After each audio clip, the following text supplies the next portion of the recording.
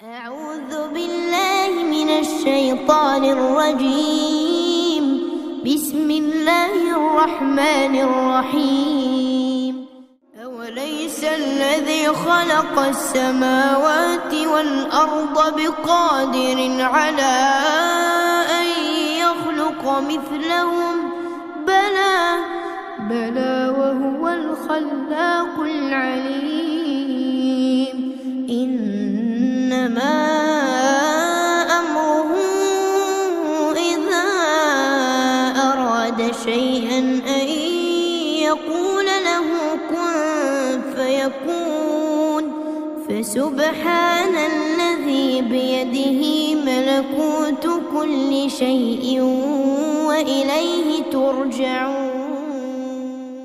അസ്സലാമു അലൈക്കും വറഹ്മത്തുള്ളാഹി വബറകാതുഹു.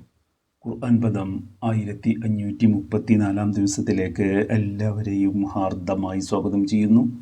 വിശുദ്ധ ഖുർആനിലെ 36ാമത്തെ അധ്യായമായ സൂറത്ത് യാസീനിലെ 81 മുതൽ 83 വരെയുള്ള അവസാനത്തെ 3 ആയത്തുകളാണ് ഇന്ന് പഠന വിധേയമാക്കുന്നത്. ക്ലാസ് ആരംഭിക്കുന്നതിനായി ആദരണീയനായ ഡോക്ടർ എ അയ്യൂബ് വിലായത്തുള്ള സാഹിബിനെ ക്ഷണിക്കുന്നു. السلام عليكم ورحمة الله وبركاته. أعوذ بالله من الشيطان الرجيم. بسم الله الرحمن الرحيم.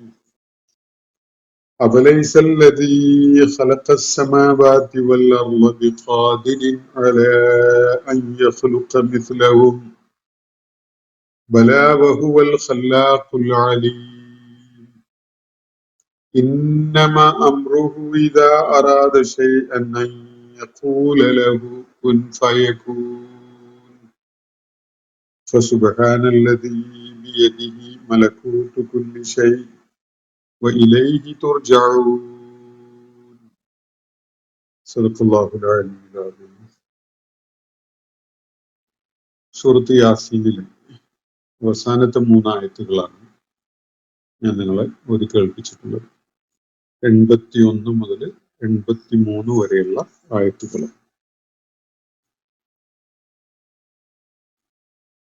ഇന്നലെ നമ്മൾ പഠന വിധേയമാക്കിയ ആയത്തുകളുടെ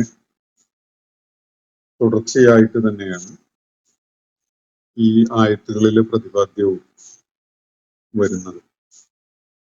മക്കയിൽ നബി സല്ലല്ലാഹു അലൈഹി വസല്ലമയുടെ സമൂഹത്തിലെ പ്രമാണിമാരിൽ ഒരാളായ ഒരു വ്യക്തി നബി സല്ലല്ലാഹു അലൈഹി വസല്ലമയുടെ അടുക്കൽ ഒരിക്കൽ ഒരു പഴയ അസ്ഥി അല്ലെങ്കിൽ ഏതാനും അസ്ഥികൾ ഏതോ ശ്മശാനത്തിൽ നിന്ന് കിട്ടിയത് കൊണ്ടുവന്നുകൊണ്ട് അത് കയ്യിലിട്ട് തിരുമ്മി പൊടിഞ്ഞ് അതിന്റെ പൊടി കാറ്റിൽ ഊതി വിട്ടതിന് ശേഷം നബി സല്ലല്ലാഹു അലൈഹി വസല്ലമയോട് ഒരു ചോദ്യം ചോദിക്കുകയുണ്ടായി. മൻ യുഹീൽ ഇളാമ വഹിയ റമീം എന്ന ആശയത്തിന്റെ തലത്തിൽ നിന്നുകൊണ്ട് ഇങ്ങനെ പൊടിഞ്ഞ് നുരുമ്പിയ ഈ അസ്ഥികളെ ആരാണ് വീണ്ടും ജീവിപ്പിക്കുക എന്ന ഒരു കാര്യമാണ് അദ്ദേഹം ചോദിക്കുകയുണ്ടായത്. ആ ഘട്ടത്തിലാണ് അതിനുള്ള മറുപടി എന്നോണം ഈ തൊട്ടു മുമ്പ് നമ്മൾ കഴിഞ്ഞ ദിവസം പഠന വിധേയമാക്കിയ ആയത്തുകൾ അവതരിക്കുകയുണ്ടായത് എന്നാണ് ചില ഹദീസുകൾ വ്യക്തമാക്കുന്നത്. ഇവിടെ നൽകപ്പെട്ട മറുപടി നബി സല്ലല്ലാഹു അലൈഹി വസല്ലമയോട് അല്ലാഹു ഇങ്ങനെ നിർദ്ദേശിക്കുകയാണ്. യുഹീഹല്ലദീ അൻശഅഹാ അവ്വല മറ. ഒന്നാമത്തെ വട്ടം തന്നെ ആരാണോ അതിനെ സൃഷ്ടിക്കുകയുണ്ടായിട്ടുള്ളത് അവൻ തന്നെയാണ് ഈ അസ്ഥികളെ വീണ്ടും ജീവിപ്പിക്കുക. യുഹീഹ അതിനെ ജീവിപ്പിക്കും അല്ലെങ്കിൽ പുനരുജ്ജീവിപ്പിക്കും. ഒന്നാമത്തെ തവണ അതിനെ സൃഷ്ടിക്കുകയുണ്ടായത് ആരാണോ അവൻ തന്നെയാണ് അതിനെ പുനരുജ്ജീവിപ്പിക്കുക എന്നതാണ് നൽകപ്പെട്ട മറുപടി. അതിന്റെ തുടർച്ചയായിട്ട് പറഞ്ഞ കാര്യം വഹുവ ബികുല്ലി ഖൽഖിൻ അലീം, എല്ലാവിധ സൃഷ്ടിപ്പും അറിയുന്നവനാണ് അള്ളാഹു എന്നാണ്. അള്ളാഹുവിന് വൈവിധ്യമുള്ള സൃഷ്ടിപ്പിന്റെ രീതികൾ വശമുണ്ട്. വ്യത്യസ്തമായ രീതികളിൽ അള്ളാഹു സൃഷ്ടികർമ്മം നിർവഹിച്ചിട്ടുണ്ട്. എല്ലാവിധ സൃഷ്ടിപ്പും അറിയുന്നവനാണ് അള്ളാഹു എന്നതാണ് തുടർന്ന് ചൂണ്ടിക്കാട്ടപ്പെട്ട കാര്യം. നമ്മൾ മനുഷ്യരുടെ സൃഷ്ടിപ്പുമായി ബന്ധപ്പെട്ടുകൊണ്ടുള്ള വ്യത്യസ്ത രൂപങ്ങൾ, വ്യത്യസ്ത രീതിയിലുള്ള സൃഷ്ടിപ്പിനെ കുറിച്ച് കഴിഞ്ഞ ദിവസം പരാമർശിച്ചതാണ്. ആദം അലൈഹിസ്സലാമിനെ, അല്ലെങ്കിൽ ആദ്യത്തെ മനുഷ്യനെ അള്ളാഹു മണ്ണിൽ നിന്ന് സൃഷ്ടിച്ച കാര്യം. അതിന്റെ മുമ്പ് തന്നെ ജലത്തിൽ നിന്ന് ജീവൻ ഉൽപ്പാദിപ്പിച്ച കാര്യം വിശുദ്ധ ഖുർആൻ സൂചിപ്പിച്ചത് നമ്മൾ പലപ്പോഴും ചർച്ചയിൽ വന്നിട്ടുള്ള കാര്യമാണ്. ആദം അലൈഹിസ്സലാമിന്റെ സൃഷ്ടിപ്പിന്റെ പ്രക്രിയ പല വിശദാംശങ്ങളോടും കൂടി വിശുദ്ധ ഖുർആൻ പലയിടത്തും പരാമർശിച്ചിട്ടുണ്ട്. നമ്മളത് പലപ്പോഴും വായിക്കുകയും മനസ്സിലാക്കുകയൊക്കെ ചെയ്തിട്ടുള്ള കാര്യങ്ങളാണ്. അതിൽ നിന്ന് വ്യത്യസ്തമായ ഒരു സൃഷ്ടിപ്പിന്റെ രീതിയാണ് ആദം അലൈഹിസ്സലാമിന് ഇണയായി അള്ളാഹു സൃഷ്ടിച്ചു കൊടുത്ത ഹവ്വ റളിയല്ലാഹു അൻഹയുടെ സൃഷ്ടിപ്പ്. ഇതിൽ നിന്നും വ്യത്യസ്തമാണ് അവരുടെ സന്താന പരമ്പരകളുടെ സൃഷ്ടിപ്പ്. മുഴുവൻ മനുഷ്യരും സ്ത്രീയുടെ ഉദരത്തില് രൂപപ്പെട്ടുകൊണ്ട് ജനിക്കുന്ന ഒരു പ്രക്രിയയാണ് തുടർന്ന് അങ്ങോട്ട് വരുന്നത്. ആ പ്രക്രിയയിൽ നിന്നും വ്യത്യസ്തമായ ഒരു രീതിയാണ് മറിയം റളിയല്ലാഹു അൻഹ ജന്മം നൽകിയ ഈസാ അലൈഹിസ്സലാമിന്റെ സൃഷ്ടിപ്പ്. പിതാവില്ലാതെ അള്ളാഹുവിന്റെ ഒരു കൽപ്പന നടപ്പിലാക്കപ്പെടുന്ന വിധത്തിലാണ് ഈസാ അലൈഹിസ്സലാമിന്റെ സൃഷ്ടിപ്പ്. അപ്പോൾ വ്യത്യസ്തങ്ങളായ സൃഷ്ടിപ്പിന്റെ രൂപങ്ങൾ അറിയുന്നവനാണ് അള്ളാഹു എന്നാണ് ഇവിടെ പറഞ്ഞു വെക്കുകയുണ്ടായത്. ആ അള്ളാഹുവിനെ സംബന്ധിച്ചിടത്തോളം മരിച്ച് മണ്ണടിഞ്ഞു പോയ ആളുകളുടെ ദ്രവിച്ച് നുരുമ്പിപ്പോയിട്ടുള്ള അസ്ഥികളിൽ നിന്ന് അവരെ വീണ്ടും പുനരുജ്ജീവിപ്പിക്കുക എന്നത് അസാധ്യമാണ് എന്നാണോ ഈ ആളുകൾ സങ്കല്പിക്കുന്നത് എന്നാണ് ഇവിടെ ഉന്നയിക്കപ്പെടുന്ന ഒരു ചോദ്യം. എന്നിട്ട് അള്ളാഹുവിന്റെ സൃഷ്ടി വൈഭവത്തിന്റെയും മനുഷ്യർക്ക് സങ്കല്പിക്കാൻ പോലും കഴിയാത്ത വിധത്തിൽ അള്ളാഹു പലതും സൃഷ്ടിച്ചിരിക്കുന്നതിന്റെയും ഒരു തെളിവായിട്ട് അള്ളാഹു ഇവിടെ ചൂണ്ടിക്കാണിക്കപ്പെട്ടിരിക്കുന്നത് പച്ച വൃക്ഷങ്ങളിൽ നിന്ന് അവൻ തീ ഉൽപ്പാദിപ്പിച്ചു തന്നു എന്നതാണ്. ഏറ്റവും പൗരാണികമായ കാലത്ത് മനുഷ്യന് തീ ലഭ്യമായത് വൃക്ഷങ്ങളിൽ നിന്നാണ് എന്നാണ് മനസ്സിലാക്കാൻ സാധിക്കുന്നത്. ശാസ്ത്രീയമായ അന്വേഷണങ്ങളും അത് വൃക്ഷങ്ങളിലേക്ക് തന്നെയാണ് എത്തുന്നത്.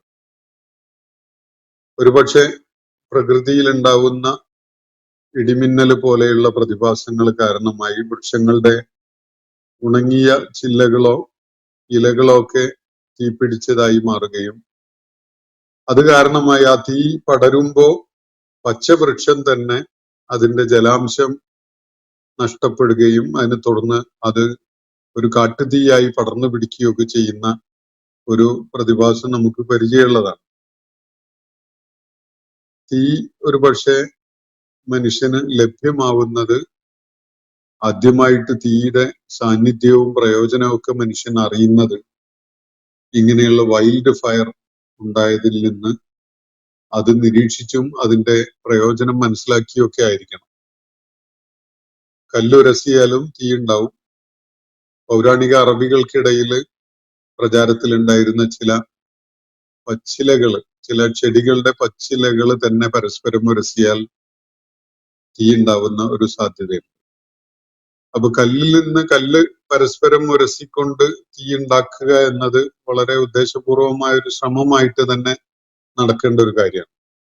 എന്നാൽ ഇലകള് തീപിടിക്കുക എന്നത്, അല്ലെങ്കിൽ വൃക്ഷത്തിന് തീപിടിക്കുക എന്നത് മിന്നൽ പിണറിൽ നിന്നുണ്ടാവാം.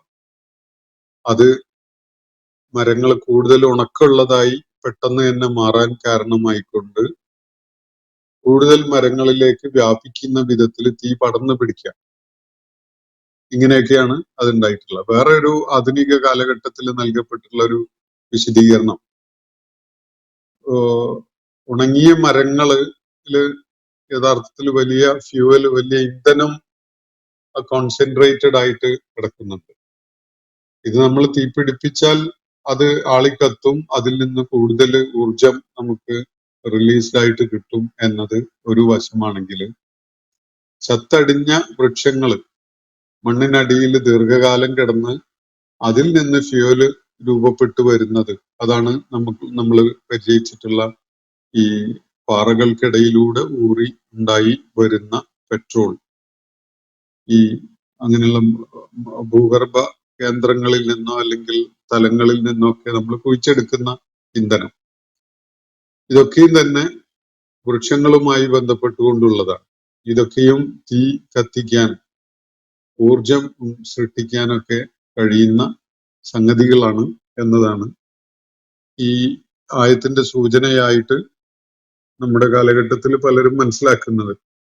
അല്ലദീ ജഅല ലക്കും മിന ശജരിൽ അഖ്ളരി നാറൻ ഫൈദാ അൻതും മിൻഹു തൂഖിദൂൻ. നിങ്ങൾ അതിൽ നിന്ന് ഈ തീ ഉണ്ടാക്കുകയാണ്, നിങ്ങളുടെ അടുപ്പിൽ കത്തിക്കുന്ന ആവശ്യത്തിന് വേണ്ടി, അതുപോലെയുള്ള സംഗതികൾക്കൊക്കെ വേണ്ടി. ഈ വൃക്ഷങ്ങള്, പച്ച വൃക്ഷങ്ങളിൽ നിന്ന്, ജല സാന്നിധ്യമുള്ള, ജലാംശം കൂടുതലുള്ള വൃക്ഷങ്ങളിൽ നിന്ന് തന്നെ. സാധാരണഗതിയിൽ തീ കത്തിപ്പിടിക്കാൻ തടസ്സമാവുന്നത് ഈ ചെടികളിലും മരങ്ങളിലും ഉള്ള നീരാണ്, അതിലുള്ള ജലാംശമാണ്. എന്നാൽ അങ്ങനെയുള്ള ജലാംശമുള്ള വൃക്ഷങ്ങൾ തന്നെ തീ കത്തിക്കാൻ സാധിക്കുന്ന അവസ്ഥയിലേക്ക് കൺവേർട്ടഡ് ആവും. തീ ചൂടേറ്റ് അത് പെട്ടെന്ന് ഡ്രൈ ആയി തീ ആളിപ്പടരാന് വളരെ കുറഞ്ഞ സമയമേ വേണ്ടി വരുള്ളൂ. പ്രത്യേകിച്ച് കാട്ടുതീയൊക്കെ ഉണ്ടാവുമ്പോൾ പച്ചവൃക്ഷങ്ങൾ തന്നെ കുറഞ്ഞ സമയം കൊണ്ട് ഉണങ്ങി വരണ്ട് വേഗം തീ കത്തിപ്പിടിക്കുന്ന വിധത്തിലാവും. മാത്രമല്ല, ചെടികളുടെ, മരങ്ങളുടെ ഒക്കെ, വലിയ വൃക്ഷങ്ങളുടെ ഒക്കെ അകം വളരെ കോറായ ഏരിയയിൽ യഥാർത്ഥത്തില് ജലാംശം വളരെ കുറവായിരിക്കും. അപ്പൊ മുകളിലാണ്, അതിന്റെ പുറം ഭാഗത്താണ് ജലാംശം കൂടുതൽ ഉണ്ടാവുക. അപ്പൊ പുറം ഭാഗം തീയിന്റെ ചൂടേറ്റ് ഡ്രൈ ആകുന്നതോടുകൂടി അതിന്റെ ഉള്ളിലേക്ക് തീ കത്തിപ്പിടിച്ചു കഴിഞ്ഞാൽ വലിയ മരത്തടിയൊക്കെ അങ്ങനെ നിന്ന് കത്തും. മാത്രമല്ല, നല്ല കാതലുണ്ടായിട്ടുള്ള മരങ്ങള് ശ്രദ്ധിച്ചാൽ അറിയാം നിങ്ങൾക്ക്, അതിലൊരു തരം എണ്ണ ഉണ്ടാവും. വൃക്ഷത്തിന്റെ തടിയില് ആ എണ്ണ ഉൽപ്പാദിപ്പിക്കപ്പെടുമ്പോഴാണ് യഥാർത്ഥത്തിൽ അത് ഇൻസെക്ട്സ് ഒന്നും നശിപ്പിക്കാത്ത വിധത്തിലുള്ള കാതലായിട്ട് മാറുന്നത്. അപ്പൊ വൃക്ഷത്തിന്റെ തടിയുടെ ഉള്ളില്, അതിന്റെ ഏറ്റവും കോറായ പാർട്ടില് ഒരു ഓയിലിനെസ് കാണാൻ കഴിയും. അത് വളരെ എളുപ്പത്തില് വൃക്ഷത്തിന്റെ തടി കത്തിപ്പിടിക്കാനും ദീർഘനേരം നിന്ന് ആളിക്കത്താനും ഒക്കെ കാരണമാവുന്ന സംഗതികളാണ്. അതിന്റെ പുറം ഭാഗത്ത് മാത്രമാണ്, തൊലിയോട് ചേർന്ന ആ സർഫസിൽ മാത്രമാണ് ജലാംശം എപ്പോഴും, അത് ലൈവായ ജീവിച്ചിരിക്കുന്ന വൃക്ഷമാണെങ്കിൽ കൂടുതലായിട്ട് ഉണ്ടാവുക.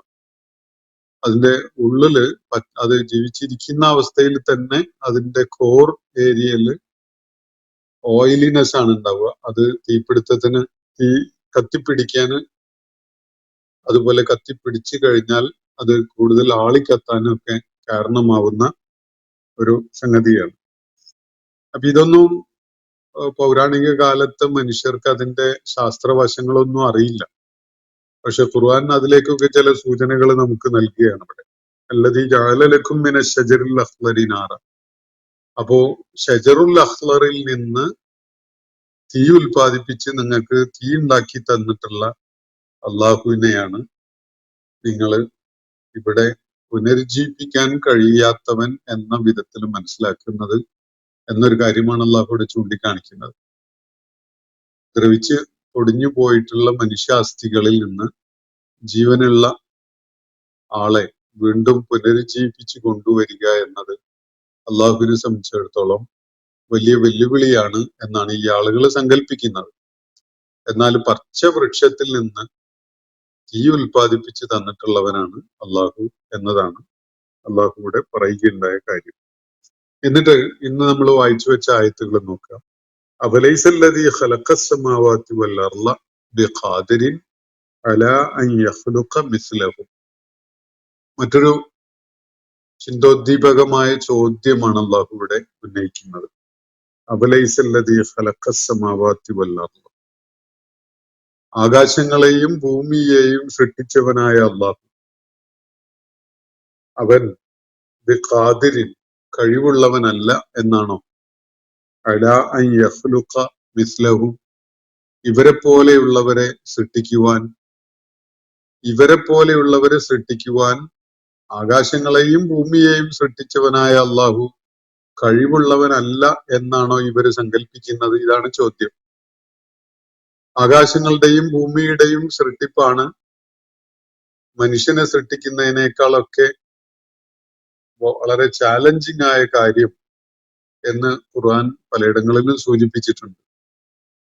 അതുപോലും അല്ലാഹു കുൻ എന്ന നിർദ്ദേശം നൽകുക വഴി അങ്ങനെ ഭവിക്കട്ടെ, അങ്ങനെ ഉണ്ടാവട്ടെ എന്നൊരു കൽപ്പന നൽകുന്നതിലൂടെ നിർവഹിച്ചിട്ടുണ്ട്. ആ അല്ലാഹുവിനെയാണോ ഇവര് മനുഷ്യനെ പുനഃസൃഷ്ടിക്കുക എന്നതൊരു വെല്ലുവിളിയായിട്ട് അവന് നേരിടും, അവന് അത് സാധിക്കുകയില്ല എന്നൊക്കെ സങ്കല്പിച്ചുകൊണ്ട് പറയുന്നത്? ആകാശങ്ങളെയും ഭൂമിയെയും സൃഷ്ടിച്ചവനായ ഒരുവൻ അവൻ ഖാദിറല്ല, കഴിവുള്ളവനല്ല, അലാ അൻ യഖ്ലുഖ മിസ്ലഹും ഇവരെ പോലെയുള്ളവരെ സൃഷ്ടിക്കുവാൻ. ഇവിടെ യഖ്ലുഖ മിസ്ലഹും എന്ന് പറയുന്നതില് സൃഷ്ടിക്കുവാൻ എന്നതിനേക്കാൾ ഏറെ അതിന്റെ സൂചന അവരെ വീണ്ടും അവതരിപ്പിക്കുക അല്ലെങ്കിൽ പുനഃസൃഷ്ടി നടത്തുക എന്നൊരു സൂചനയാണ് നൽകുന്നത്. കാരണം ഇവരെ പോലെയുള്ളവർ എന്നത് ഓൾറെഡി അവരുടെ മുന്നിലുള്ള ആളുകളും അല്ലെങ്കിൽ അവരെ പോലെയുള്ള ആളുകൾ വീണ്ടും ഭൂമുഖത്ത് നിരന്തരം പ്രത്യക്ഷപ്പെട്ടുകൊണ്ടിരിക്കുന്നതൊക്കെയാണല്ലോ. അപ്പൊ അത് ഇവിടെ നടന്നുകൊണ്ടേയിരിക്കുന്നുണ്ട്. പക്ഷെ മനുഷ്യൻ മരിച്ച് മണ്ണടിഞ്ഞ് അവന്റെ അസ്ഥികൾ പോലും ദ്രവിച്ചു പോയതിനു ശേഷം അവനെ പുനരുജ്ജീവിപ്പിക്കുക എന്നൊരു സംഗതി ആകാശങ്ങളെയും ഭൂമിയെയും സൃഷ്ടിച്ചവനായ ഒരുവന് സാധിക്കുകയില്ല എന്നാണോ ഇവര് പറയുന്നത് എന്നാണ് അല്ലാഹു ഇവിടെ ഒരു ചോദ്യം എന്ന നിലക്ക് ഉന്നയിക്കുന്നത്. അബലൈസല്ലദീ ഖലഖസ്സമാവാതി വൽ അർള ബിഖാദിരിൻ അലാ അൻ യഖ്ലുഖ മിസ്ലഹും എന്ന് പറയുന്നത് അന്ന് നബി സല്ലല്ലാഹു അലൈഹി വസല്ലമയോട് സംസാരിച്ചു കൊണ്ടിരുന്ന, ഇടപഴകിയിരുന്ന ആ അനുവാചക സമൂഹത്തിലെ അള്ളാഹുവിന്റെ അസ്തിത്വത്തെ ഉൾക്കൊള്ളാനും അംഗീകരിക്കാനും കൂട്ടാക്കാതിരുന്ന നിഷേധികളായി നിലകൊണ്ട ആളുകളെ സൂചിപ്പിച്ചുകൊണ്ടാണ്. പ്രത്യേകിച്ച് മനുഷ്യന്റെ അസ്ഥികൾ കൊണ്ടുവന്ന് നബി സല്ലല്ലാഹു അലൈഹി വസല്ലമയുടെ മുന്നിൽ വെച്ച് അത് കയ്യിലിട്ട് പൊടിച്ച് കാറ്റിൽ പറത്തിയിട്ട് ഈ അസ്ഥികളിൽ നിന്ന് ആരാണ് വീണ്ടും ഇവരെ ജീവിപ്പിച്ചു കൊണ്ടുവരിക എന്ന ചോദ്യം ഉന്നയിച്ച തരം ആളുകൾ, അവരോടാണ് ഈ ചോദ്യം. അബലൈസല്ലദീ ഖലഖസ്സമാവാതി വൽ അർള ബിഖാദിരിൻ അലാ അൻ യഖ്ലുഖ മിസ്ലഹു ഈ അതിവിശിഷ്ടമായ പ്രപഞ്ച സാകല്യത്തെ, അതിന്റെ അസംഖ്യം എണ്ണിത്തിട്ടപ്പെടുത്താൻ കഴിയാത്ത അത്രയും അത്ഭുതങ്ങൾ അടങ്ങിയിട്ടുള്ള ഈ സംവിധാനത്തെ രൂപപ്പെടുത്തിയെടുത്ത അള്ളാഹുവാണോ നിങ്ങളെപ്പോലെയുള്ള അല്ലെങ്കിൽ ഇവരെ പോലെയുള്ളവരെ സൃഷ്ടിക്കാൻ കഴിയാത്തവനാണ് എന്ന നിലക്ക് നിങ്ങൾ പരാമർശിക്കുന്നത്? ആ അള്ളാഹുവിനെ കുറിച്ചാണോ? ഇതാണ് ഉന്നയിക്കപ്പെടാൻ അള്ളാഹുവിടെ നിർദ്ദേശിക്കുന്ന ചോദ്യം. എന്നിട്ട് തുടർന്ന് അതിനുള്ള ഒരു ഉത്തരവും പറയുന്നുണ്ട്. ബലാ, നിങ്ങൾ കരുതിയതുപോലെയല്ല, നിങ്ങൾ സങ്കല്പിച്ചതുപോലെയല്ല. വഹുവൽ ഖല്ലാഖുൽ അലീം, അവൻ ഏറ്റവും ജ്ഞാനിയായ അതിമഹത്തരമായ സൃഷ്ടി വൈഭവമുള്ളവനാണ് എന്നാണ് തുടർന്ന് പറയുന്നത്. ഖല്ലാഖ് എന്ന് പറയേണ്ട കാര്യമില്ല, ഖാലിഖ് എന്ന് തന്നെ പറഞ്ഞാൽ മതി സാധാരണഗതിയിൽ. സ്രഷ്ടാവ് എന്ന് അർത്ഥം നൽകുന്നതിന് അത് ധാരാളം മതിയായതാണ്. പക്ഷെ സൃഷ്ടിപ്പ് നടത്തുന്നതിന്റെ എല്ലാവിധ തലങ്ങളിലും അടങ്ങിയിട്ടുള്ള സകല സാമർഥ്യവും ഉള്ളവനായ അള്ളാഹുവിനെ പരാമർശിച്ചുകൊണ്ട് അള്ളാഹുവിന്റെ സൃഷ്ടി വൈഭവത്തിന്റെ അതിമഹത്തരമായ തലങ്ങളെ സൂചിപ്പിക്കുന്ന ഒരു പ്രയോഗം എന്ന നിലക്കാണ് ഇവിടെ ഖല്ലാഖ് എന്ന് പറയുന്നത്. ഈ പ്രയോഗം വളരെ ശ്രദ്ധേയമാണ്. സാധാരണ വണ്ടി ഓടിക്കുന്ന ആളെ നമ്മൾ സായിഖ് എന്നേ പറയാറുള്ളൂ അറബിയിൽ. എന്നാൽ അയാളുടെ തൊഴില് തന്നെ വണ്ടി ഓടിക്കുക എന്നതാണെങ്കിൽ അയാളെ സവ്വാഖ് എന്നാണ് പറയാ. അതേപോലെയുള്ള ഒരു പ്രയോഗമാണ് ഇവിടെ. ഖല്ലാഖ് എന്ന് പറയുമ്പോൾ അത് അതിന്റെ പ്രൊഫഷണൽ ആയ രീതിയിൽ ഭയങ്കര എക്സ്പെർട്ടീസോടുകൂടി ചെയ്യുന്ന ഒരാള് എന്നാണ് അതിന്റെ സൂചന. ഇതേപോലെ തന്നെയാണ് നമ്മൾ ഹെല്ലാഖ് എന്നൊരു പ്രയോഗമുണ്ട്. ഹാലിഖ് എന്ന് പറഞ്ഞാല് തടിമീശയൊക്കെ പഠിക്കുന്ന ഒരാൾ എന്നാണ് അർത്ഥം.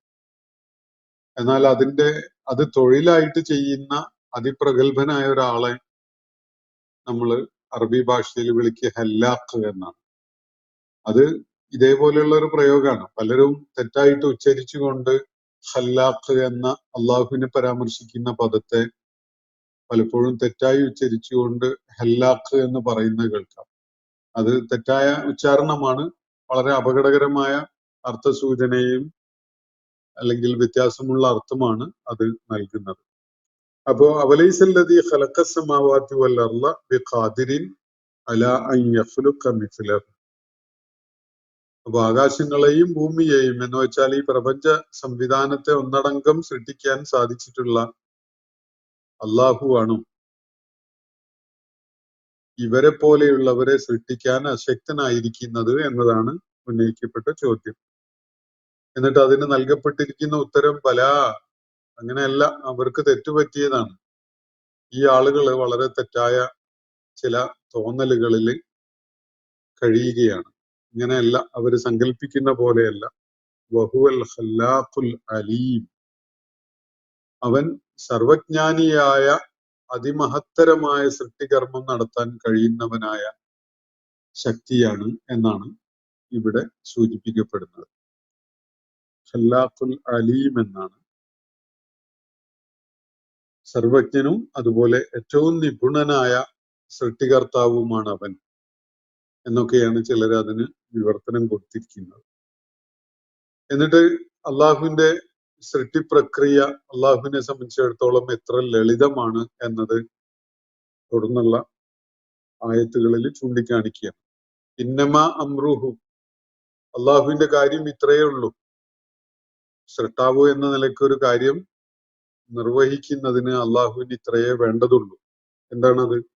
ഇദാ അറാദ ശൈഅൻ, അവൻ വല്ലതും ഉദ്ദേശിക്കുന്നുവെങ്കിൽ അൻ യഖൂല ലഹു, അവൻ ഇങ്ങനെ പറയുകയേ വേണ്ടതുള്ളൂ.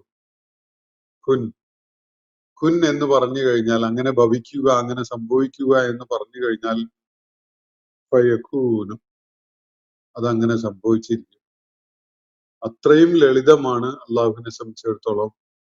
ആകാശഭൂമികളുടെ സൃഷ്ടിപ്പ്, പ്രപഞ്ച സാകല്യത്തിലെ ഓരോന്നിന്റെയും സൃഷ്ടിപ്പ്, മനുഷ്യന്റെ സൃഷ്ടിപ്പും പുനഃസൃഷ്ടിപ്പും ഒക്കെയും തന്നെ അത് അത്രയും ലളിതമായ എളുപ്പമായ കാര്യമാണ് എന്നാണ് ഇവിടെ അള്ളാഹു വ്യക്തമാക്കുന്നത്. ഇന്നമാ അമ്രുഹു ഇദാ അറാദ ശൈഅൻ അൻ യഖൂല ലഹു കുൻ ഫയകൂൻ.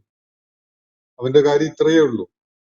അവനെ സംബന്ധിച്ചിടത്തോളം സൃഷ്ടി കർമ്മം നടത്തുക എന്നത് ഇത്രയും ലളിതമാണ്. വല്ലതും അവൻ ഉദ്ദേശിച്ചാൽ അവൻ ഇങ്ങനെ പറയുകയേ വേണ്ടതുള്ളൂ.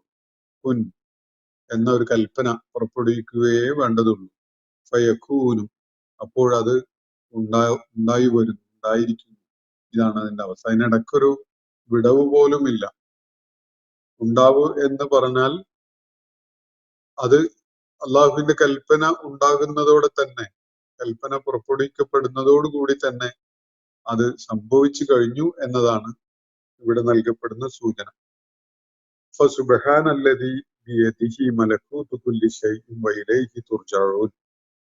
എന്നിട്ട് ഈ സൂറത്ത് അള്ളാഹു അവസാനിപ്പിക്കുന്നത് അള്ളാഹുവിന്റെ മഹത്വത്തെ വാഴ്ത്തിക്കൊണ്ടും അള്ളാഹുവിന്റെ പരിശുദ്ധിയെയും അന്യൂനതയെയും അള്ളാഹുവിന്റെ പൂർണ്ണതയെയും ഉയർത്തി കാണിച്ചുകൊണ്ടുമാണ്.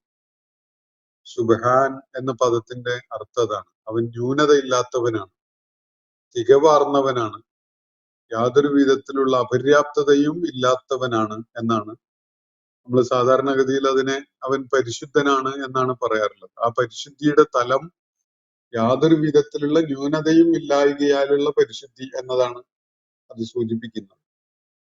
സുബ്ഹാൻ എന്ന പദം എല്ലായിടത്തും മനുഷ്യരുടെയോ സൃഷ്ടിജാലങ്ങളുടെയോ ഒക്കെ പരിമിതികളെ സൂചിപ്പിച്ചുകൊണ്ട് ആ പരിമിതികളെയും ആ അപൂർണതകളെയും താരതമ്യം ചെയ്യുമ്പോൾ അള്ളാഹു യാതൊരു പരിമിതിയും അപൂർണതയും ഇല്ലാത്തവനാണ് എന്ന കാര്യം വ്യക്തമാക്കുന്ന വിധത്തിലാണ് വിശുദ്ധ ഖുർആനിൽ ഈ പദം പ്രയോഗിച്ചിട്ടുള്ളതായി നമുക്ക് കാണാൻ സാധിക്കുക. അപ്പോ സുബ്ഹാനല്ലദീ ബിയദിഹി, ആരുടെ കയ്യിലാണോ മലക്കൂത്തു കുല്ലി ശൈഇൻ, സകല സംഗതികളുടെയും അധികാര നിയന്ത്രണം, സകല സംഗതികളുടെയും മേലുള്ള സമ്പൂർണമായ അധികാരവും നിയന്ത്രണവും ആരുടെ കയ്യിലാണോ അവൻ തികവുള്ളവനായിരിക്കുന്നു, അവൻ പരിശുദ്ധനായിരിക്കുന്നു, ഒരു പോരായികയും ഇല്ലാത്തവനാണ് അവൻ എന്നാണ്. ഇവിടെ അള്ളാഹുവിന്റെ സൃഷ്ടികർമ്മ സാധ്യതയെ കുറിച്ച്, അള്ളാഹുവിന്റെ പുനഃസൃഷ്ടിക്കാനുള്ള കഴിവിനെ കുറിച്ച് സംശയം രേഖപ്പെടുത്തിയ ആളുകളോടാണല്ലോ ഈ കാര്യം പറയുന്നത്. അങ്ങനെ യാതൊരു പോരായികയും അള്ളാഹുവിനില്ല. നിങ്ങൾ സങ്കല്പിക്കുന്ന പോലെയല്ല, അവൻ ഖല്ലാഖുൽ അലീമാണ്. അൽ ഖല്ലാഖുൽ അലീം ആണ്. അൽ ഖല്ലാഖ് എന്നത് അള്ളാഹുവിന്റെ ഒരു നാമവിശേഷണമാണെങ്കിൽ അൽ അലീം എന്നത് മറ്റൊന്നാണ്. അറിവ്, ജ്ഞാനം എന്നതാണ് അവന്റെ അൽ ഖല്ലാഖ് എന്നതിന് കരുത്ത് പകരുന്ന, ശക്തി പകരുന്ന ഒരു വിശേഷണം. അപ്പോ അവന്റെ ജ്ഞാനവും അവന്റെ സൃഷ്ടിപരതയും ഇത് രണ്ടും ചേർന്നുകൊണ്ടാണ് അവൻ കാര്യങ്ങള് ഏറ്റവും അന്യൂനമായ വിധത്തിൽ സംവിധാനിക്കുന്നതും രൂപകൽപ്പന ചെയ്യുന്നതും ഒക്കെ തന്നെ. അതുകൊണ്ട് ഒന്ന്, അവന്റെ സൃഷ്ടിപ്പിൽ യാതൊരു ന്യൂനതയും കാണാൻ കഴിയില്ല എന്ന് മാത്രമല്ല, അവന് സൃഷ്ടിക്കാൻ കഴിയാത്തതായിട്ട് യാതൊന്നുമില്ല. അവൻ ഏതു വിധത്തിൽ വേണമെങ്കിലും എന്തും സൃഷ്ടിക്കാൻ കഴിയുന്നവനാണ്. അവനെ സംബന്ധിച്ചിടത്തോളം അവന്റെ മനസ്സിൽ അവന് ഒരു ആശയം, ഒരു കാര്യം വേണമെന്ന് തോന്നുന്ന ഘട്ടത്തിൽ തന്നെ അത് നിർദ്ദേശമായി നൽകുകയേ വേണ്ടതുള്ളൂ, അത് പ്രയോഗത്തിൽ വന്നിട്ടുണ്ടാകും. മനുഷ്യന് അള്ളാഹുവിന്റെ സൃഷ്ടിപരതയെ കുറിച്ച് അങ്ങനെയൊക്കെയുള്ള ചില സങ്കല്പങ്ങൾ രൂപപ്പെടുത്താനേ സാധിക്കുകയുള്ളൂ.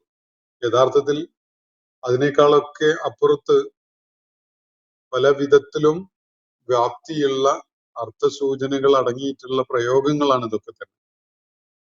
പക്ഷെ മനുഷ്യന്റെ അറിവിൽപ്പെട്ടതും പരിചയമുള്ളതുമായ കാര്യങ്ങളുമായി തട്ടിച്ചുകൊണ്ട് മാത്രമേ മനുഷ്യന് കാര്യങ്ങൾ മനസ്സിലാക്കാൻ കഴിയുള്ളൂ. അതുകൊണ്ട് നമുക്ക് ഈ കാര്യങ്ങളുടെ സൂചനകൾ വളരെ പരിമിതപ്പെടുത്തി മനസ്സിലാക്കേണ്ടി വരികയാണ്. ഇപ്പൊ സുബ്ഹാനല്ലദീ ബിയദിഹി മലക്കൂത്തു കുല്ലി ശൈഇൻ, ആരുടെ കയ്യിലാണോ സകല സംഗതികളുടെയും മലക്കൂത്തുള്ളത്. മലക്കൂത്ത് എന്ന് പറഞ്ഞാൽ നിയന്ത്രണാധികാരം, എല്ലാറ്റിനെയും അടക്കി വാഴാനുള്ള മുൽക്ക്, ഉടമസ്ഥതയും അധികാരവും ആരുടെ കയ്യിലാണോ ഉള്ളത് ആ അള്ളാഹു, അവൻ സുബ്ഹാനായിരിക്കുന്നു, അവൻ ന്യൂനതകൾക്ക് അതീതനായിരിക്കുന്നു, പോരായികകൾക്ക് അതീതനായിരിക്കുന്നു. അതുകൊണ്ട് നമുക്ക് അവൻ ഏറ്റവും പരിശുദ്ധനായിരിക്കുന്നു എന്ന് തന്നെ പറയാം. എന്തെങ്കിലും പോരായിക ഉണ്ടാവുമ്പോഴാണ് പരിശുദ്ധിക്ക് കുറവുണ്ടാവുക. അപ്പോ പരിശുദ്ധി എന്നത് അള്ളാഹുവിന്റെ ഏറ്റവും വലിയ മഹത്വമാണ്. അവന്റെ സൃഷ്ടിവൈഭവം എന്നത് നിങ്ങൾക്ക് യാതൊരു പോരായികയും പിഴവും ന്യൂനതയും കണ്ടെത്താൻ പറ്റുന്ന ഒരു സംഗതിയല്ല. അത് ആകാശ ഭൂമികളുടെ സൃഷ്ടിപ്പിന്റെ കാര്യമായാലും, മനുഷ്യന്റെ സൃഷ്ടിപ്പിന്റെ കാര്യമായാലും, ജീവജാലങ്ങളുടെ സൃഷ്ടിപ്പിന്റെ കാര്യമായാലും, ഇനി മറ്റൊരു ഘട്ടത്തിൽ മനുഷ്യരെ പുനഃസൃഷ്ടിക്കുന്നതുമായി ബന്ധപ്പെട്ടുകൊണ്ടാണെങ്കിലും അള്ളാഹുവിന്റെ സൃഷ്ടി വൈഭവത്തിന്റെ കാര്യത്തിൽ ഒരു പോരായികയും ഒരു വീഴ്ചയും ഒരു തികവില്ലായ്കയും നിങ്ങൾക്ക് കണ്ടെത്താൻ സാധിക്കുകയില്ല. അവൻ ഏറ്റവും പരിശുദ്ധനായിരിക്കുന്നു എന്നാണ് ഇവിടെ വ്യക്തമാക്കപ്പെടുന്നത്. ഫസുബ്ഹാനല്ലദീ ബിയദിഹി മലക്കൂത്തു കുല്ലി ശൈ. മലക്കൂത്തു കുല്ലി ശൈ എന്ന് പറഞ്ഞാൽ ഈ പ്രപഞ്ച സംവിധാനത്തിലെ സകലതിന്റെയും മേലുള്ള സമ്പൂർണമായ മലക്കൂത്താണ്, സമ്പൂർണമായ നിയന്ത്രണവും അധികാരവുമാണ്. അത് കേവലം അധികാരമല്ല, കേവലം നിയന്ത്രണമല്ല, അത് അവന്റെ ഉടമസ്ഥതയിലാണ്, അവന്റെ നിയന്ത്രണത്തിലുമാണ്. സകലത്തിന്റെയും മേൽ നമ്മൾ കരുതുന്നുണ്ടാവും ധിക്കാരിയായി, ദൈവവിരോധിയായി, ദൈവനിഷേധിയായി ജീവിക്കുകയാണെങ്കിൽ നമുക്ക് അള്ളാഹുവിനെ വിട്ട് അങ്ങ് പൊയ്ക്കളയാൻ കഴിയുമെന്ന്. അങ്ങനെയല്ല, നമ്മുടെ രോമകൂപങ്ങൾ പോലും പ്രവർത്തിക്കുന്നത്, നമ്മൾ ഓരോ ശരീരത്തിലെ കോശത്തിന്റെ ആന്തരികമായ ഘടന പോലും പ്രവർത്തിച്ചു കൊണ്ടിരിക്കുന്നത് അള്ളാഹുവിന് അവയുടെ മേൽ സമ്പൂർണമായ നിയന്ത്രണമുണ്ട് എന്ന വിധത്തിൽ മാത്രമാണ്. അതിന്റെ സൂക്ഷ്മ തലങ്ങളെ കുറിച്ച് നമ്മൾ ആലോചിക്കുന്നവരായി മാറുമ്പോൾ ഈ ഫസുബ്ഹാന എന്ന് പറയുന്നതിന്റെ അർത്ഥവ്യാപ്തി നമുക്ക് മനസ്സിലാവും. നമ്മുടെ ശരീരം ഒരിടത്ത് സൂറത്ത് യാസീനിൽ തന്നെ നമ്മൾ നേരത്തെ കണ്ടല്ലോ, നമുക്ക് വല്ല നിയന്ത്രണം ഉണ്ടോ? പ്രായമേറി വരുമ്പോ, പ്രായം കൂടി വരുമ്പോ നമ്മുടെ ശരീരഘടനയിൽ മാറ്റം വരുന്നു, ചർമ്മത്തിൽ മാറ്റം വരുന്നു, അതുപോലെ നമ്മുടെ തിഷണയുടെ പ്രവർത്തനം, മസ്തിഷ്കത്തിന്റെ പ്രവർത്തനത്തിൽ മാറ്റം വരുന്നു, പല വിധത്തിൽ അത് ക്ഷയമുള്ളതായി മാറുന്നു. അതുപോലെ നമ്മുടെ ഓർമ്മ നമ്മുടെ നിയന്ത്രണത്തിലല്ലാതെയാവുന്നു, ചിന്ത പഴയ പോലെ വൈബ്രന്റ് അല്ലാതായി മാറുന്നു. ഇങ്ങനെ ഒരുപാട് മാറ്റങ്ങൾ ഉണ്ടാവുന്നുണ്ട്. സൃഷ്ടിപ്പിൽ അള്ളാഹു വരുത്തുന്ന മാറ്റങ്ങളാണത്. ആർക്കെങ്കിലും പിടിച്ചു കെട്ടാൻ പറ്റുന്നുണ്ടോ? ഞാൻ എൻ്റെ യൗവനത്തിന്റെ തീഷ്ണതയിൽ തന്നെ മരണം വരെ ജീവിക്കും എന്ന് നിർണയിക്കാനും വാശി പിടിക്കാനും ആരെങ്കിലും ആഗ്രഹിച്ചിട്ട് പോലും എന്തെങ്കിലും കാര്യമുണ്ടോ? ഒന്നും തടഞ്ഞു നിർത്താൻ കഴിയില്ല. അപ്പോ നമ്മുടെ ഓരോ കോശത്തിന്റെ മേൽ പോലും, ശരീരത്തിലെ ഓരോ അവയവങ്ങളുടെയും, ശരീരത്തിലെ ഓരോ കോശത്തിന്റെയും മേലുള്ള സമ്പൂർണമായ നിയന്ത്രണം അല്ലാഹുവിനാണ്. അത് ഈ മനുഷ്യരുടെ കാര്യത്തിൽ മാത്രമല്ല, സകല സംഗതികളുടെയും മലക്കൂത്ത് അവന്റെ കൈകളിലാണ്. അങ്ങനെയുള്ള അള്ളാഹുവാണ് സുബ്ഹാനായിരിക്കുന്നത്, തികവാർന്നവനായിരിക്കുന്നത്. അങ്ങനെയുള്ള അള്ളാഹുവാണ് പരിശുദ്ധനായിരിക്കുന്നത്. ഫസുബ്ഹാനല്ലദീ ബിയദിഹി മലക്കൂത്തു കുല്ലി ശൈ. കുല്ലി ശൈ എന്നതിലെല്ലാം പെട്ടു. ഒന്നും അതിൽ നിന്ന് വെളിയിലല്ല. ആകാശങ്ങളോ ഭൂമിയോ അവയിൽ അടങ്ങിയിട്ടുള്ള എന്തെങ്കിലും സംഗതികളോ ഒന്നും അതിന് വെളിയിലല്ല. മനുഷ്യരുൾപ്പെടെയുള്ള സകല സംഗതികളും അവയുടെ മേലുള്ള സമ്പൂർണമായ അധികാരവും നിയന്ത്രണവും അള്ളാഹുവിന്റെ കയ്യിലാണ്. ആ അള്ളാഹു അക്കാരണത്താൽ തന്നെ സുബ്ഹാനാണ് എന്നാണ് ഇവിടെ പറയുന്നത്. വഇലൈഹി തുർജഊൻ. ഇനി മനസ്സിലാക്കിക്കോളുക, അവന്റെ അടുക്കിലേക്ക് തന്നെയാണ് കൂട്ടരെ നിങ്ങളും തിരിച്ചയക്കപ്പെടാൻ പോകുന്നത്. വഇലൈഹി തുർജഊൻ. ഏതൊരു അള്ളാഹുവിന്റെ കയ്യിലാണോ സകല സംഗതികളുടെയും നിയന്ത്രണം ഉള്ളത്, ആ അള്ളാഹുവിന്റെ അടുക്കലേക്കാണ് നിങ്ങളൊക്കെ ഇപ്പൊ നിഷേധികളായിട്ട് അള്ളാഹുവിന്റെ പ്രവാചകനെയും അള്ളാഹുവിന്റെ പ്രവാചകൻ അവരെ കേൾപ്പിച്ചുകൊണ്ടിരിക്കുന്ന സംഗതികളെയും ഒക്കെ വ്യാജമാണെന്ന് പറഞ്ഞുകൊണ്ട് തള്ളിക്കളയുന്ന ഈ ആളുകളുണ്ടല്ലോ, അവരൊക്കെയും തന്നെ തിരികെ അയക്കപ്പെടാൻ പോകുന്നതും സകല സംഗതികളുടെയും മേൽ സമ്പൂർണമായ നിയന്ത്രണവും അധികാരവും ഉള്ളവനായ അള്ളാഹുവിന്റെ അടുക്കലേക്കാണ് എന്നതാണ് ഇവിടെ സൂചിപ്പിക്കപ്പെടുന്ന കാര്യം. അപ്പോ പുനരുത്ഥാനത്തെ നിങ്ങൾ നിഷേധിക്കുന്നുണ്ടാവാം. അതുപോലെ മനുഷ്യരുടെ അസ്ഥികൾ ദ്രവിച്ച് പൊടിഞ്ഞു പോയതിനു ശേഷം അവയെ പുനഃസൃഷ്ടിക്കാൻ സാധിക്കുകയില്ല എന്ന് നിങ്ങൾ കരുതുന്നുണ്ടാവാം. പക്ഷെ ഇതൊക്കെ നിങ്ങളുടെ അള്ളാഹുവിനെ കുറിച്ചുള്ള അടിസ്ഥാനരഹിതമായ ബുദ്ധിശൂന്യമായ ചില ധാരണകളാണ്. ഈ ധാരണകളല്ല ശരി. ബലാ വഹുവൽ ഖല്ലാഖുൽ അലീം. നിങ്ങൾ കരുതുന്ന പോലെയല്ല യഥാർത്ഥത്തിൽ അവൻ ഏറ്റവും ഉത്തമനായ, ഏറ്റവും പ്രഗത്ഭനായ ജ്ഞാനിയും സൃഷ്ടാവുമാണ് എന്നാണ് ഇവിടെ പറയുന്നത്. സകലതിനെയും അതിവിസ്മയകരമായ വലിയ നൈപുണ്യത്തോടു കൂടി സൃഷ്ടിക്കുന്നവനായ, അതിമഹത്തരമായ സൃഷ്ടി വൈഭവമുള്ള റബ്ബാണ് ഈ സംഗതികളുടെയൊക്കെ മേൽ നിയന്ത്രണമുള്ളവനായ അള്ളാഹു എന്നാണ് ഇവിടെ സൂചിപ്പിക്കുന്നത്. അപ്പൊ അള്ളാഹുവിനെ കുറിച്ചുള്ള നിങ്ങളുടെ ധാരണകൾ, അവന്റെ പുനഃസൃഷ്ടിപ്പിനുള്ള സാധ്യത, അതിനുള്ള കഴിവിനെ കുറിച്ചുള്ള നിങ്ങളുടെ സംശയം, ഇതൊക്കെ തീർത്തും അടിസ്ഥാനരഹിതമായതും അസ്ഥാനത്തായതുമായ കാര്യങ്ങളാണ് എന്നാണ് ഇവിടെ വ്യക്തമാക്കപ്പെട്ടിരിക്കുന്നത്. അതിന് ബോധ്യപ്പെടുത്തുന്ന വിധത്തിലുള്ള ചില കാര്യങ്ങളും കൂടി അള്ളാഹു ഇവിടെ തൊട്ട് മുകളിലായിട്ട് പരാമർശിക്കുകയുണ്ടായിട്ടുണ്ട്. അപ്പോൾ സൂറത്ത് യാസീന്റെ പഠനം ഇവിടെ അവസാനിക്കുകയാണ്. 83 ആയത്തുകൾ അടങ്ങിയ മക്കയിൽ അവതരിച്ച വളരെ സുപ്രധാനമായ ഒരു സൂറത്താണ് സൂറത്ത് യാസീൻ. മരണാസന്നരായ, മരണത്തോടടുത്ത് കഴിയുന്ന എല്ലാവരും അങ്ങനെയൊക്കെ തന്നെയാണ്. എന്നാലും പ്രത്യക്ഷത്തില് വാർദ്ധക്യത്തിന്റെ അവസ്ഥയിലോ രോഗാവസ്ഥയിലോ ആയിട്ട് മരണം വളരെ സമീപസ്ഥമാണ് എന്ന് നമ്മൾ മനസ്സിലാക്കുന്ന തരം ആളുകൾക്ക് ആവർത്തിച്ച് പാരായണം ചെയ്ത് കേൾപ്പിക്കാൻ അള്ളാഹുവിന്റെ പ്രവാചകൻ നിർദ്ദേശിച്ചിട്ടുള്ള ഒരു സൂറത്താണിത്. അതിന്റെ ആശയം കൂടി മനസ്സിലാക്കാൻ പറ്റുന്ന വിധത്തിൽ അവർക്ക് ഈ സൂറത്ത് കേൾപ്പിക്കുക എന്നത് അവർക്കേറെ പ്രയോജനകരമായിരിക്കും.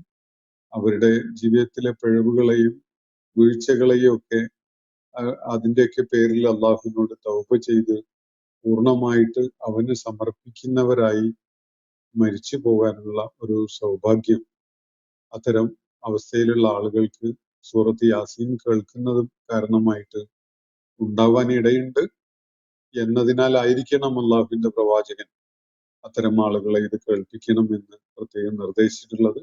നമ്മൾ ഈ സൂറത്തിന്റെ അവസാന ഭാഗത്ത് പഠന വിധേയമാക്കിയ ആയത്തുകൾ വിശേഷിച്ച് അതില് മരണം അടുത്തിരിക്കുന്ന ആളുകളെ സംബന്ധിച്ചിടത്തോളം വളരെ അടിസ്ഥാനപരമായ ചില നിലപാടുകളിലേക്ക് വരുന്നതിന് പ്രയോജനകരമാവുന്ന വിധത്തിലുള്ള കാര്യങ്ങളാണ് അതിൽ അടങ്ങിയിട്ടുള്ളത് എന്നത് നമ്മൾ മനസ്സിലാക്കിയിട്ടുണ്ടായി. അപ്പോ സൂറത്ത് യാസീന്റെ പഠനം ഇവിടെ അവസാനിക്കുകയാണ്. ഇതുമായി ബന്ധപ്പെട്ടുകൊണ്ടുള്ള ചോദ്യങ്ങൾ ഇനിയും ഉന്നയിക്കാവുന്നതാണ്. നമുക്ക് നാളെ മറ്റന്നാളും ഒക്കെ ഈ സൂറത്തുമായി ബന്ധപ്പെട്ടുകൊണ്ടുള്ള ചർച്ചകൾക്കായിട്ട് മാറ്റിവെക്കാം. അല്ലാഹു നമ്മെ എല്ലാവരെയും അനുഗ്രഹിക്കുമാറാവട്ടെ. വാഖിർ ദഅവാന അനിൽ ഹംദുലില്ലാഹി റബ്ബിൽ ആലമീൻ. അസ്സലാമു അലൈക്കും വറഹ്മത്തുള്ളാഹി വബറകാതുഹു.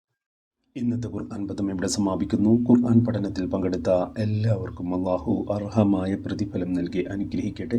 വആഖിർ ദഅവാന അനിൽ ഹംദുലില്ലാഹി റബ്ബിൽ ആലമീൻ. അസ്സലാമു അലൈക്കും വറഹ്മത്തുള്ളാഹി വബറകാതുഹു.